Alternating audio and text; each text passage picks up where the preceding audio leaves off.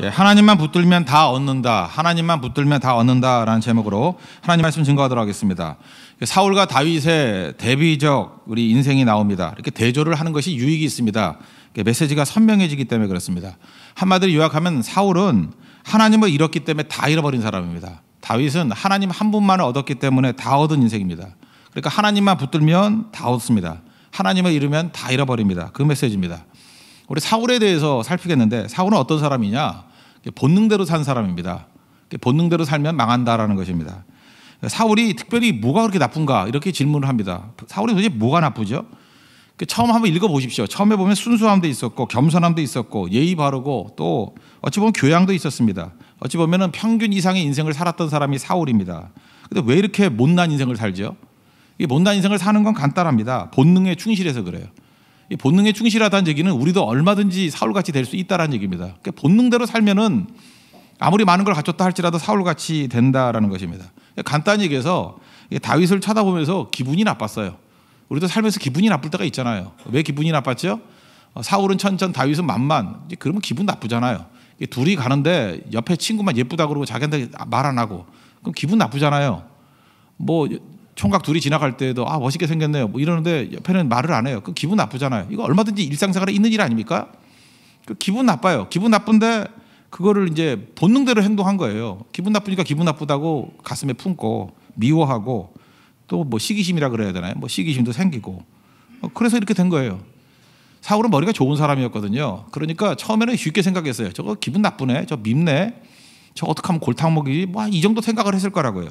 그래서 이제 자기 머리를 씁니다. 우리도 머리 좋은 사람은 머리를 쓰지 않습니까? 자기 손에 피 안 묻히고 죽이기 이런 생각을 해요. 뭐 내가 죽이는 거 아니잖아. 내 손에 피 안 묻히고 죽일 수 있는 방법이 뭔가? 블레셋 사람을 통해서 죽이는 거죠. 전투에 나가서 죽이게 만드는 방법. 뭐 이런 거를 생각을 합니다. 또 하나는 올무, 덫을 놓습니다. 덫을 놔서 빠뜨리기. 우리도 뭐 그런 거 있잖아요. 뭐 짙게 지가 넘어간다 하면서 이렇게 올무를 만들어 놓고 기다리고 있으면 되죠. 이게 뭐 내가 한 건가? 자기가 들어간 것이. 이런 식의 생각을 했다는 것입니다. 그래서 전쟁터 나가게 만들고 딸을 통해 가지고 덫에 빠지게 만들고 그러니까 모든 자원을 다 동원하고 모든 그 은사를 다 동원해서 이렇게 살았다라는 것입니다. 결국 이것이 깊어지다 보니까 어떤 일이 벌어져요. 평생 다윗 뒷공문이 쫓아다니는 인생이 되고 자기 삶을 못 살잖아요. 그러니까 망하는 인생을 사는 것입니다. 그러니까 얼마든지 우리도 이렇게 살 수 있다는 것입니다. 사울같이 되려고 그러면 그냥 본능대로 살면 돼요. 미움이 오면 미워하면 되는 거고 기분 나쁘면 기분 나쁜 거 표현하면 되는 거고 그다음에 또 뭐 말하고 싶은 말 다 해버리고 하고 싶은 말 하고 싶은 짓 다 하면 돼요. 그럼 사울같이 됩니다. 그러니까 무서운 얘기죠. 다윗을 죽이려고 했는데 결과적으로 어떤 일이 벌어졌습니까? 자기 가족이 다 죽었어요. 딸이 둘이 있었거든요. 큰 딸이 메랍이고 둘째 딸이 미갈인데 둘 다 뭐 메랍은 딴 남자에게 줬고 이게 뭐 망했고 둘째도 다윗에게 줬다가 미갈인데 나중에 뺏어가 딴 남자에게 줬다가 또 다윗이 데리고 와서 이게 같이 안 자잖아요. 그러니까 뭐 두 딸 다 망한 거죠. 그리고 길보아 전투에서 마지막 죽을 때 자기도 죽고 아들 셋이 다 죽죠. 요나단, 그 다음에 아비나답, 말기수아 이렇게 세 명 아들 다 죽습니다. 그리고 요나단의 아들 하나, 그 다리 다친 아들 하나, 무비보셋 하나 살아남죠. 이런 걸 뭐라 그러나요? 패가망신. 그러니까 다윗 죽이려고 그러다가 자기 가족 다 죽었어요. 무비보셋 하나 빼놓고 다 패가망신. 우리 그렇다라는 거예요. 간단한 겁니다. 본능에 충실해가지고 본능대로 살아보세요. 그러면 맨 미운 사람만 보이거든요. 맨 죽이고 싶은 사람만 보이거든요. 머리 써가지고 손에 피 안 묻히고 죽인다고 한 마디 시도해보세요. 덧 놓고 올무 놓고. 결과는 뭐예요? 패가망신. 결국은 자신이 망하는 겁니다. 돈 많은 사람이라 그러면 거지 되고요. 건강한 사람이라 그러면 걷지도 못하고요. 죽이려는 대상은 승승장구하는데 자신은 죽음을 맛보게 된다는 것입니다. 왜요? 이게 본능대로 행하기 때문에. 그래서 사울은 멀리 있는 게 아닙니다. 아주 가까이 있습니다. 이 본능대로 살면 안 된다는 거죠. 근데 마귀가 우리를 넘어뜨리기 위해서 사울같이 유혹을 해요. 이 시대 정신이 뭐예요? 멋대로 살라는 거죠. 하고 싶은 대로 살라. 그 심리학에서도 우리를 지지해 주죠. 프로이트 같은 사람은 뭐라 그래요? 억압이 문제다. 뭐든지 억압이 문제다. 그래서 억압을 풀라. 원하는 대로 해라. 이게 또 이름이 뭐로 나오냐면 사상으로 나와요. 자유와 평등. 이렇게 나온다고요. 그래서 원하는 대로 살라. 그럼 사울 된다는 것입니다. 본능대로 살면 사울같이 무너지게 된다는 것입니다. 여러분, 이 사울이 생각하는 인간의 지혜는요, 하나님의 지혜를 이길 수 없습니다. 별로 아무리 죽이려고 그러니까 죽이려고 해도 하나님이 보호해 주시잖아요. 그죠? 그래서 승리도 주시고 또 미갈이라는 딸의 도움도 받고 나중에 뭐 요나단의 도움도 받고 하나님이 여러 가지 길로 이끌어 주신다는 것입니다. 그러므로 우리는 여러 가지 카드를 들고 사는 사람이 아니라 하나님만 믿고 의지하는 삶, 그게 또 필요하다는 거예요. 사울은요, 이게 남 죽이려고 하는 악한 마음이기 때문에 마귀가 주는 마음이 있어요. 원래 딸 주겠다라는 거는요, 이게 지금 3번 써먹고 있는데 골리앗 물리칠 때 원래 준다 그랬잖아요. 사무엘상 17장 보면요, 거기 그런 말씀이 나와요. 그 골리앗 물리치면은 내가 딸 주겠다. 그죠? 그러면 줬어야 될 거 아니에요. 근데 또 다시 지금 카드를 또 쓰죠. 메랍 주겠다. 그러고 난 다음 메랍하고 결혼할 시기쯤 딱 돼가지고 딴 남자에게 줘버리죠. 아들의 일이라고. 그럼 열받게 되잖아요. 그래서 한 번 또 약을 올리고 그 다음에 미갈을 주겠다. 사실 이 3번의 카드를 계속해서 반복해 쓴다는 것입니다. 그러니까 마귀의 특징이 뭐냐면요, 이런 거예요. 자꾸만 있던 거를 자꾸만 재사용하는 거예요. 그러니까 남의 약점을 자꾸만 얘기하고 허물을 자꾸만 얘기하고, 여러분과도 그렇죠. 머리도 되게 안 좋은 사람인데 남 공격할 때는 10년 전 일을 다 기억하죠. 그 왜 기억하느냐 하면 마귀의 기억 보조 장치가 있기 때문에 그래요. 마귀가 기억을 이렇게 넣어주는 거예요. 요한복음 13장 2절에도 나오잖아요. 가룟 유다에게 예수를 팔 생각을 넣어줬다고. 마귀가 넣어주는 생각이 있습니다. 거기에 조종당하는 거예요. 그래서 막 흔들려 버리는 거죠. 잠언 17장 9절을 보니까 허물을 덮어주는 것은 사랑이다. 그런데 거듭 말하는 자는 이간하는 자다. 지금도 보면 똑같은 얘기, 나쁜 얘기 잠깐 거듭 얘기하는 사람 있죠. 뭐 이렇게 누구 욕도 거듭 얘기하고 뭐 안 좋았던 일도 거듭 얘기하고, 그 마귀로부터 온 거거든요. 그 딱 보세요. 저건 마귀다 이렇게 생각하면 돼요. 하나님의 백성은요, 살리는 자기 때문에 만약 백보양보에 충고를 할지라도 한마디 하고 끝내버립니다. 근데 이게 거듭말하는 거는 죽이겠다는 거예요. 이간질하겠다는 거예요. 이게 사탄의 영이고 이게 사울에게 임했다는 것입니다. 그래서 여러분들 좋은 경험을 나누는 사람과 교제를 해야 된다는 것입니다. 나쁜 교제가 있어요. 나쁜 교제. 교회도 마찬가지예요. 우리 교회도 새가족부에 처음 오면은, 여기 새가족들 계시죠? 새가족부에서 제일 마지막에 하는 말이 뭡니까? 교제권에 너무 큰 기대를 갖지 마세요. 이런 얘기를 해요. 왜냐하면 우리 개척교회입니다. 그래서 다 된 사람들이 아니에요. 이렇게 상처 있고 쉽게 말해서 교양도 없는 사람도 많아요. 기본기도 안 된 사람 되게 많아요. 다만 교회만 나올 뿐이에요. 아직 시간이 필요하거든요, 양육에. 그런데 이제 기대를 갖고 오죠. 나보다 나은 사람이 교회에 다닐 거다. 그래서 교제권에 대한 기대를 갖고 와요. 다 실패합니다. 그 교회는 예수님 만나러 오는 거예요. 그 1순위예요. 예수님 만나서 예배드리러, 예배자로 서 있는 것입니다. 그래서 깊어지고 난 다음에 교제에서 은혜를 받고 교제에서 좋은 영향을 끼치려고 그러면 교회가 많이 성숙해져야 돼요. 더 성숙해져야 됩니다. 지금은 교제에 너무 기대 갖지 마세요. 오히려 교제는 하면 할수록 손해일 가능성도 크다라는 것입니다. 그 왜 그러냐면 이런 거예요. 이게 사울 현상인데 한번 생각해 보세요. 지금 사울의 이 문제가 뭐예요? 자기는 천천히고 다윗은 만만이다. 그래가지고 기분이 나쁜 거 아니에요. 그러니까 자기가 주인공이 되지 못하는 거 아니에요? 남자는 좀 교묘하게 그러고 여자들은 좀 노골적으로 그러는 편이 있어요. 그러니까 여자 얘기를 한번 듣는다 그러면, 예를 들어서 뭐 성교 같은 데 갔어요. 갔더니 자기가 주목받고 싶어요. 그러니까 모든 여자들이 다 주인공 되고 싶은 마음들이 있잖아요.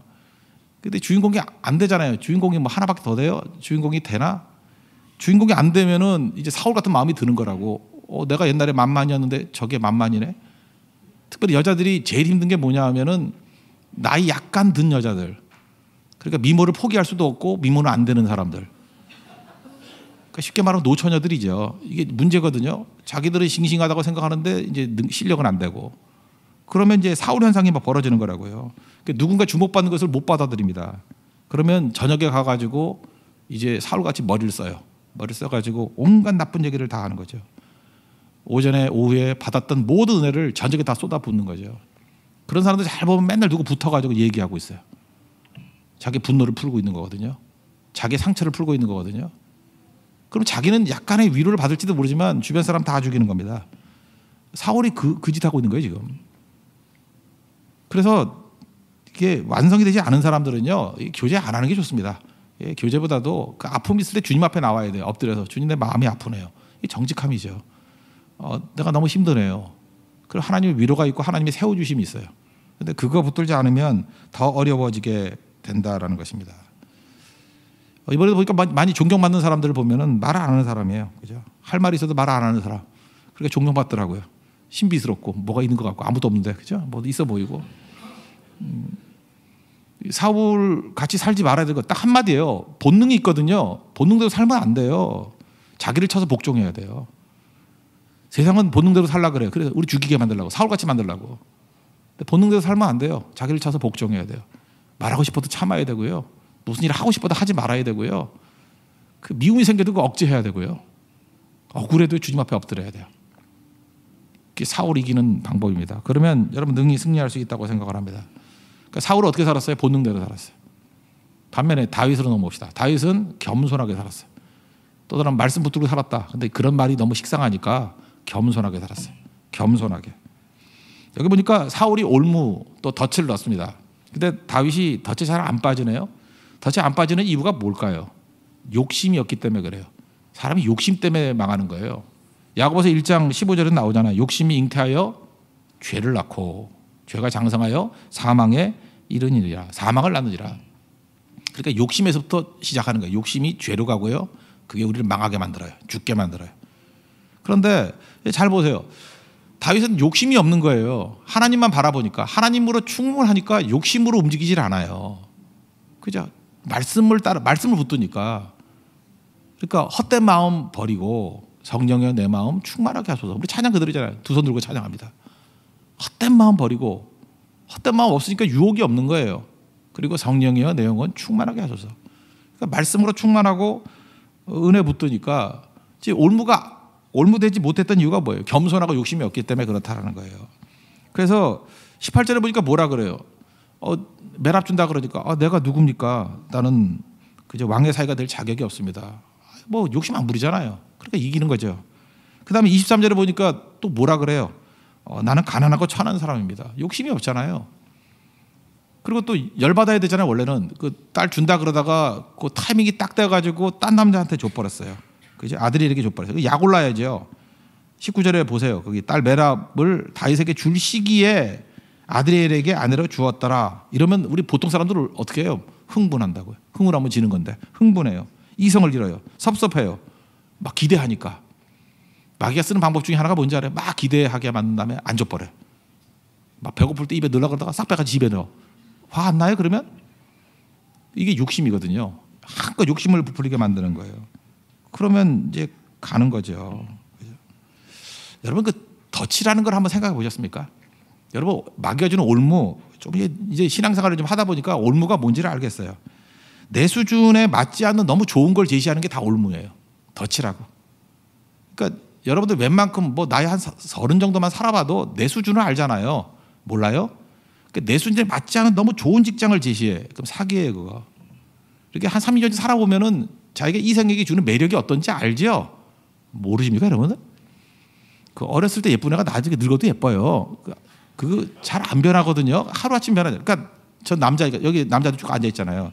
남자들 대충 자신이 어떤지 알죠? 근데 갑자기 특출나게 예쁜 애가 와가지고 얼쩡대. 꽃뱀이에요 그거. 근데 자기 수준에 비슷하게 뭐 한 이 정도 되는 사람이 와서 이렇게 교제를 했구나. 그 흐름이 맞아요. 거기서 이렇게 열매를 거둬야 되는데 뭔가 좀 이상해. 여자들은 좀 더 어리석으니까 갑자기 너무 멋있고 돈 많고 뭐 다 갖춘 남자가 와서 얼쩡대. 그 제비예요 그거. 그 뭔가 지금 크게 하나 해먹으려는 애예요. 근데 그걸 모르고 뭐 기도의 응답이라니 뭐 은혜 없이는 살아갈 수가 없는데 그거 아니라니까. 내가 그거 은혜 아니라니까 그걸 은혜로 착각을 한다고요. 그 은혜 아닌데. 여기 다윗은 이런 거 안 속았어요. 자, 내 수준을 안다는 거예요. 나는 가난하고 천한 사람이라는 거예요. 내가 무슨 왕의 사위야. 이건 올무야. 그 말만 안 할 뿐이지 아는 거죠.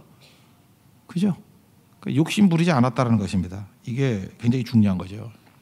그리고 끝까지 정황 바라보지 않고 하나님만 바라보는 겸손함이 있었어요. 말씀만 붙드는 겸손함이 있었어요.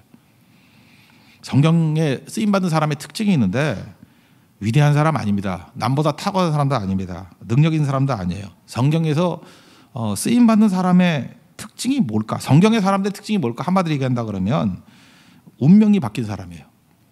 운명이 바뀐 사람. 뭐 대표적인 게 구약의 야곱이죠. 야곱이 이스라엘 됐으니까 야곱의 운명이 바뀌었죠. 발 뒤꿈치 잡고 태어난 사람, 요령으로 살던 사람이 중심에 진실한 사람으로 확 바뀌죠. 운명이 바뀌죠.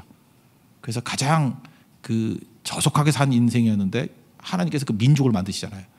창세기 주인공이 야곱이라 그랬죠. 운명이 바뀐 사람. 한나를 보세요. 불쌍한 여인이었잖아요. 근데 하나님 붙들었더니 운명이 바뀌었잖아요. 사무엘 낳다 정도가 아니에요. 5명의 자녀 낳다 정도가 아니에요. 다윗 왕국의 기초를 이루었잖아요. 운명이 바뀐 사람. 막달라 마리아 창기였잖아요. 귀신 들렸었잖아요. 운명이 바뀌었죠. 베드로 운명이 바뀌었고 바울도 마찬가지죠. 외적인 여건만 좋았을 뿐이에요. 그 어디 와도 빠질 게 없었지만 이 사람은 불행한 사람입니다. 그 스데반 죽일 때 보세요. 막 분노하잖아요. 지금도 보면 그래요. 너무 분노하는 사람이 있죠. 막 분노 조절 장애 이런 있는 사람들. 그 자연스러운 게 아니거든요. 원래 이 죄인을 보면요, 분노가 일어나면 안 되고 긍휼이 나타나야 돼요. 긍휼이. 야, 불쌍하다. 어떻게 하면 저렇게 죄 가운데 빠져 저러나. 근데 분노가 일어난다는 것은요, 속에 생명이 맑지 않기 때문에 그래요. 자기가. 그래서 분노 많이 하는 사람은 거의가 병든 사람일 가능성이 커요. 병든 사람끼리 막 난리잖아요. 그래서 사울은 건강한 사람 아니었습니다. 근데 변하잖아요. 동족을 위해서 눈물을 흘리고 죽기까지 순종하고 운명이 바뀐 사람들이에요. 특징이 뭐냐면요, 마귀는 우리를 종노릇하게 만듭니다. 종이에요. 근데 하나님 말씀 붙들고 겸손한 자가 되고 하나님 바라보는 사람이 되면요, 다스리는 자가 돼요. 창세기 1장 28절에 나오잖아요. 다스리는 은혜. 하나님께서 우리를 다스리게 만들었다. 그래서 상황에 끌려다니지 않고 우리가 상황을 다스리는 자가 됩니다. 이 다스림에 대한 그 대표적인 예를 한번 들어본다 그러면 뭐 이거는 이제 상담할 때 가장 기초적인 예화예요. 40대 중반에 어떤 여자가 분이 있었습니다. 그런데 이제 친구한테 전화가 왔어요. 하여튼 친구가 문제죠. 전화가 왔어요. 그러면서 뭐라 하냐면 너 인생 똑바로 살아라. 정신 차려 임마. 그러면서 내 남편이 젊은 여자와 호텔에서 나오는 거 봤어. 이렇게 전화를 해줬어요. 그 순간에 정신이 아득해지고 몽롱해지고, 그죠? 이게 뭐 정신이 없죠. 인간이라는 게 이게 에너지가 이게 한계가 있기 때문에요. 이런 소리 들으면 에너지 레벨이 팍 떨어집니다. 그냥 아무것도 못해 그냥 주저앉아 버린다고요. 근데 퇴근을 했는데 남편이 꽃을 사갖고 왔네요. 더 화가 나는 거죠. 이 짐승 같은 놈. 그죠? 꽃으로 뭘 하려고. 그다음에 이제 남편이 어디 아파? 얼굴이 안 좋네. 그랬더니 걱정하면 할수록 화가 더 나는 거예요. 그죠? 이게 뭐 캥기는 게 있구나. 그 이상해 보니까 뭐 내가 밥 차려 먹을게. 그 화가 더 나는 거예요. 그죠? 그래도 밥은 먹겠다고 막 이러면. 밤 잘 기력도 없어요. 밤 뭐 뒤척이다가 아침 점심 때까지 누워 있었어요. 근데 막내 여동생한테 전화가 왔어요. 언니는 좋겠다 그래요. 좋긴 뭐 좋냐 이 말 하고 싶었어요. 그죠? 좋으면 네가 살아라 이렇게 말하고 싶었어요. 언니는 형부 같은 남편 만나서 참 좋겠다. 나도 그런 남편 만났으면 좋겠어. 그러면서 이제 얘기를 하는 게 뭐냐면은 자기가 남자친구 때문에 고민이 있어가지고 형부 만났다는 거예요. 그래서 의논해줬더니 형부가 충고도 해주고 문제 해결책도 주고 또 자기 언니하고 있었던 좋은 그 따뜻한 얘기도 해주고 그래서 문제가 풀렸다라는 거예요. 뭐가 떠오르죠? 띵. 그래서 물어봤어요. 어디서 먹었냐 그랬더니 그 친구가 제보해줬던 그 호텔 레스토랑에서 먹었다 그러고 몇 시냐 그랬더니 친구가 말했던 시간하고 정확히 맞아떨어져요. 그 순간에 예수님의 말씀이 이루어졌죠. 배에서 생수의 강이 흐르는 거예요. 배에서 생수의 강이 흐르면서 힘이 솟기 시작하고 그 짐승 같은 남편이 갑자기 불쌍해 보이기 시작하고 좋아하는 거 먹여야지 그러면서 고기 굽고 저녁에 갑자기 청소할 힘이 생긴 거예요. 그래서 청소하는 더러운 여자들은 뭔가 상처가 있는 거예요. 그죠? 갑자기 청소할 힘이 생기는 거예요. 그래서 생수로 솟는 에너지가 생겨서 뭐 청소하고 지금 외적으로 바뀐 게 뭐가 있어요? 하나도 바뀐 거 없어요. 지금 이 여자분의 문제가 뭐죠? 왜 기진맥진해 있다가 갑자기 힘이 솟았던 이유가 뭐예요? 친구의 말 한마디. 친구의 말 한마디에 지옥에 떨어진 나. 이 남 얘기인지 알아요? 남 얘기 아니에요. 여기도 마귀가 지금 저격한다고 친구의 입을 통해서 한마디 던져주면 지옥에 떨어질 사람 되게 많아요. 친구가 뭐라고 하던 말던 판단과 선택의 주체는 나여야 되잖아요. 안 그래요? 세상에서 우리 넘어뜨리려고 마귀가 무슨 소리를 안 해요. 그러니까 뭔 소리를 하든 간에 판단과 선택의 주체는 나여야 되잖아요. 내가 하는 거를 그걸 다스림의 권세라 그래요. 다스림의 권세를 잃어버리고 종노릇하는 자는 뒤집히는 거예요. 사울을 보세요. 사울은 전천 다윗은 만마 그 한마디에 뒤집히잖아요. 이거를 심리학에서는요 의식의 경계라는 말을 써요. 의식의 경계. 그래서 건강한 사람은 문고리가 안에 있어요. 그래서 내가 열기도 하고 닫기도 해요. 내가 판단해요. 내가 선택해요. 그러니까 건강하죠. 다윗 보세요. 뭐라고 하든 간에 안 흔들리잖아요. 그죠? 의식의 경계가 문고리가 자기 안에 있기 때문에. 근데 문고리가 밖에 있는 사람은 주변 사람에 나쁜 사람이 많거든요. 문 열어가지고 한마디 던지고 즐기는 거예요. 아마 이분이 좀 행복하게 살았을 것 같아요. 친구가 사울 같은 사람이었을지도 모르죠. 약간 시기 질투심이 생기니까 그냥 아무거나 보고 과장해서 얘기해버리는 거예요. 뒤집히잖아요. 의식의 경계가 문고리가 바깥에 있기 때문에 그래요. 그러니까 선동에 맨날 넘어가고 상황에 종노릇하고 이게 종노릇하는 거예요. 다스리래요. 다윗은 다스리잖아요. 그래서 이기죠. 주님 붙들어야 다스림의 능력이 나타나기 시작한다는 것입니다. 저는 우리 청년들에게 그런 얘기를 해요. 하나님 앞에서 기쁨을 누리는데 주는 기쁨도 있고 받는 기쁨도 있다고. 제가 사랑하는 사람일수록 주로 그렇게 얘기를 많이 해요. 주는 기쁨을 누리라고. 받는 것도 기쁘죠. 받아도 기쁘지 않아요? 뭐 받는데 뭐 안 기쁠 거 없잖아요. 받는 것도 기쁨이에요. 안 받기만 해도 별로 건강한 거 아닙니다. 기쁨으로 받는 것도 중요해요. 근데 주는 기쁨이 더 좋다고 생각해요. 그래서 주는 기쁨이 받는 기쁨보다 더 크기를 원한다. 굳이 왜 그러냐라고 얘기를 하면 주는 기쁨은 타이밍을 내가 결정할 수 있잖아요. 받는 기쁨을 내가 어떻게 결정해요? 언제 줄지 알아. 근데 주는 기쁨은 타이밍을 내가 결정할 수 있잖아요. 그래서 기쁘고 싶으면 주면 돼. 그죠? 기쁘고 싶으면 주면 돼. 그래서 항상 기쁨 가운데 이렇게 유지할 수 있는 사람은 주는 기쁨이 뭔지를 아는 사람이에요. 주는 기쁨이 뭔지를 알려고 그러면 좀 많이 가져야겠죠. 그러면 승리할 수 있겠죠. 어쨌든 뭐가 됐든 간에 종노릇 하지 말고 다스리십시오. 겸손하게 하나님 말씀 붙드는 사람은 다스림의 능력이 있어요. 종노릇 하지 마십시오. 다스림, 그게 중요한 거예요. 그리고 겸손하게 하나님 말씀 붙들면요 깊어져요. 이 시대가 이상해져 가지고요 깊어지기보다는 어떤 정답을 요리조리 말하는 시대예요. 나는 어떤 책 보면 이게 승질나는 책이 있는데 뭐 뻔한 정답 하나 갖고 요리조리 이렇게 표현 저렇게 표현 요리조리 표현하는 거야. 그게 뭐예요? 그러니까 깊이가 없는 거지 하나도. 예배도 마찬가지예요. 뭐 이 본문 갖고 요리 설명, 조리 설명, 요리조리 설명. 그 뭐예요 그게?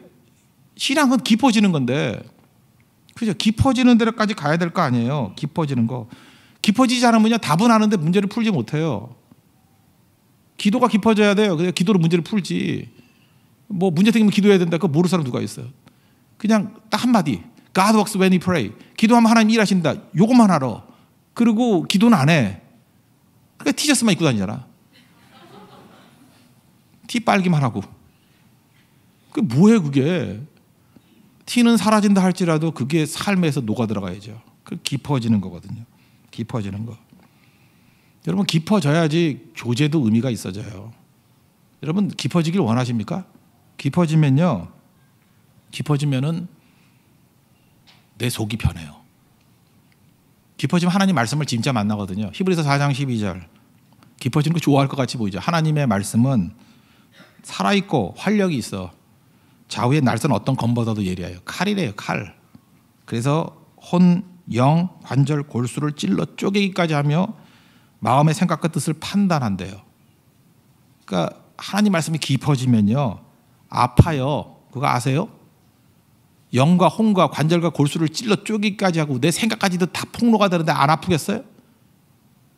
여기서 몇 가지만 들춰내도요 여러분 도망칠 사람 되게 많고 전화번호 바꿀 사람 많고요 페이스북 폐쇄할 사람 되게 많아요. 그거 아세요? 몇 가지만 얘기해도. 근데 하나님 말씀이 깊이 들어가면은 나를 다 파헤친다는 거예요. 그렇게 변화가 일어나는 거죠. 헛된 마음 버리고 성령의 내용을 충만하게 만드는 거죠. 그래서 깊어짐은 아픔을 동반합니다. 깊어지셔야 돼요. 다윗은 계속 깊어지잖아요. 근데 계속 아프잖아요. 성경 말씀이 우리에게 아픔을 준다는 거 디모데후서 3장 16절 맨날 암송하는 거예요. 이건 맨날 모든 성경은 하나님의 감동으로 된 것으로 네 가지 얘기죠. 교훈과 책망과 바르게 함과 의로 교육하기에 유익하니. 이거 외울 때 되게 좋은데 이게 나에게 한번 적용해 봐요. 인간이 제일 싫어하는 거예요. 여러분 교훈 제일 싫어하잖아. 또 이렇게 제가 이렇게 설교 오래 하면 또 설교하네 그러잖아. 뭐 그렇게 사는 거 아니야 그러면 그 싫어하잖아요 다. 교훈을 누가 좋아해요? 책망을 누가 좋아해요? 바르게 함, 의로 교육함 이거 다 싫은 거야. 이거 하면 꼰대라 그래요. 무슨 싫다는 거예요. 근데 그 싫음을 받아들일 수 있어요. 깊어지면. 그래서 교회는 깊어져야 된다는 것입니다. 깊어져야 돼요. 하나님께서 여러분 깊어지게 만들기 위해서 여러 가지 일들을 하는 거예요. 이번 선교 갔을 때도 이렇게 이틀은 새로운 사역이에요. 얕은 사역이었어요. 그러니까 더 힘들더라고. 근데 마지막 이틀 사역은 했던 사역이 깊어졌어요. 똑같은 일인데 깊어졌어요. 근데 기쁨이 있더라고요. 힘들지만 기쁨이 있어요. 신앙은 깊어지는 겁니다. 주님 더 깊이 만나는 거예요. 그 감독 가운데 히딩크 감독이 거스 히딩크 감독이 이렇게 탁월했던 이유가 뭔지 아십니까? 축구를 못했어요. 그 보세요, 축구 잘하게 생겼나? 축구를 못해가지고 투잡뛰었어요. 축구도 하면서 특수학교 교사를 했어요. 그러니까 장애인학교 교사를 했어요. 그러니까 특수학교 특수교육이라는 게 전달이 잘 안 되잖아요. 근데 특수학교에서 교사하면서 그 특별한 학생들에게 전달하는 훈련을 했어요. 그러니까 외국에 가서도 전달을 잘하잖아요. 뜻을 전달을 잘하잖아요. 우리 국민 대상으로도 아이도 배고프다 그러면서 막 전달 잘하잖아요. 그게 히딩크예요. 히딩크 이걸 고난이라고 얘기할 수 있어요? 깊어지는 과정이죠. 맨체스터 유나이티드에 그 주제 무리뉴라고 있어요. 감독. 포르투갈 사람인데요. 이 친구도 축구를 못했어요. 그래서 맨날 벤치에만 앉아 있었대요. 벤치에 앉아가지고 딴 사람들은 언제 주전을 나가나 하고 널브러져 있는데 4년이나 벤치 멤버. 그리고 게임 40게임도 못 뛰었어요. 4년 동안에. 근데 벤치에 앉아가지고 상대방의 약점과 장점을 분석을 했어요. 그래서 분석하는 거 벤치에 앉아서 깊어졌어요. 어떤 사람은요 그라운드에서 깊어지는 사람이 있어요. 어떤 사람은요 벤치에 앉아서 깊어지는 사람이 있어요. 깊어지잖아요. 하나님 말씀을 만나면요 깊어져야 돼요. 다스려야 되고 깊어져야 돼요. 이게 다윗이에요. 다윗이 얼마나 깊어졌는지 광야에서 지은 시편을 보십시오. 이게 신앙이에요. 우리 안에도 지금 본능대로 살고자 하는 욕망들이 있거든요. 잘 보세요. 지 감정 하나 다스리지 못해서 결국은 자기 에너지의 90% 이상을 감정 때문에 살아. 누구 한마디 던져놓으면 3일 동안 헤매고 욕심 때문에 뭐 하나 사고 싶으면 그거 한 달 동안 끙끙 앓고 뭐 시계 하나 사고 싶으면은 뭐 1년 돈 모아가지고 그거 사고 자동차 사고 싶으면은 뭐 대출 받아가지고 어디 쌓여 뭐 이러면서 그거 사고.